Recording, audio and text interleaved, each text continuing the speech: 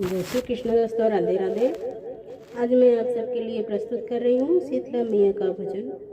पचरा गीत। तो इस गीत को सुने और फुलवाच करें और आनंद लीजिए और माता रानी आप सबकी कृपा बनाए रखें। गलियाँ की गलियाँ घूमैली शीतला मैया हो कि केकरे घरवाना दियना जल सारी रतिया हो कि केकरे घरवाना दियना जल सारी रतिया हो कि केकरे घरवाना गलियाँ की गलियाँ घूमैली शीतला मैया हो कि केकरे घरवाना दियना जल सारी रतिया हो कि केकरे घरवाना दियना जल सारी रतिया हो कि केकरे घरवाना दियना तो जलवाही मलिया के घरवा हो कि जवन मलियाना गजरा गोछे सारी रतिया हो कि जवन मलियाना गजरा गोछे सारी रतिया हो कि जवन मलियाना गलियाँ की गलियाँ घूमैली शीतला मैया हो कि केकरे घरवाना दियना जल सारी रतिया हो कि केकरे घरवाना दियना जल सारी रतिया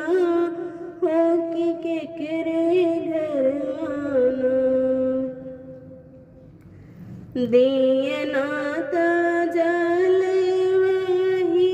कहरा के घरवा हो कि जवन कोहराना कल सागढ़ सारी रतिया हो कि जवन कोहराना कल सागढ़ सारी रतिया हो कि जवन कोहराना गलियाँ की गलियाँ घूमैली शीतला मैया हो कि केकरे घरवाना दियना जल सारी रतिया हो कि केकरे घरवाना दियना जल सारी रतिया हो कि केकरे घरवाना दियना तो जल वही महरा के घरवा हो कि जवन महराना घड़िला बारे सारी रतिया हो कि जवन महराना घड़िला बारे सारी रतिया हो कि जवन महराना गलियाँ की गलियाँ घूमैली शीतला मैया हो कि केकरे घरवाना दियना जल सारी रतिया हो कि केकरे घरवाना दिए ना जले सारी रतिया हो कि के करे घरवाना दिए नाथ जल वही पंडित के घरवा हो कि जावन पंडित ना पोथिया बाचे सारी रतिया हो कि जावन पंडित ना पोथिया बाचे सारी रतिया हो कि जावन पंडित ना गलिया की गलिया घूमेली शीतला मैया हो कि के करे घरवाना दिए ना जल सारी रतिया हो कि के करे घरवाना दिए ना जल सारी रतिया हो कि के करे घरवाना दिए नाथ जल वही सोनरा के घरवा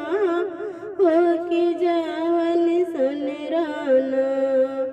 बिंदिया गढ़े सारी रतिया हो कि जावन सुनराना बिंदिया गढ़े सारी रतिया हो कि जावन सुनराना गलिया की गलिया घूमेली शीतला मैया हो कि के करे घरवाना दिए ना जले सारी रतिया हो कि के करे घरवाना दिए ना जले सारी रतिया हो कि के करे घरवाना दिए नाथ जल वही सेवका के घरवा हो कि जावन सेवकाना बिनती करे सारी रतिया हो कि जावन सेवकाना अर्जी करे सारी रतिया हो कि जावन सेवकाना गलिया की गलिया घूमेली शीतला मैया हो कि के करे घरवाना दिए ना जले सारी रतिया हो कि के करे घरवाना दिए ना जले सारी रतिया हो कि के करे घरवाना। जय माता रानी। आप सब भक्तों पर अपनी कृपा बनाए रखें। राधे राधे दोस्तों। पचरा गीत कैसा लगा कमेंट बॉक्स में ज़रूर बताइएगा।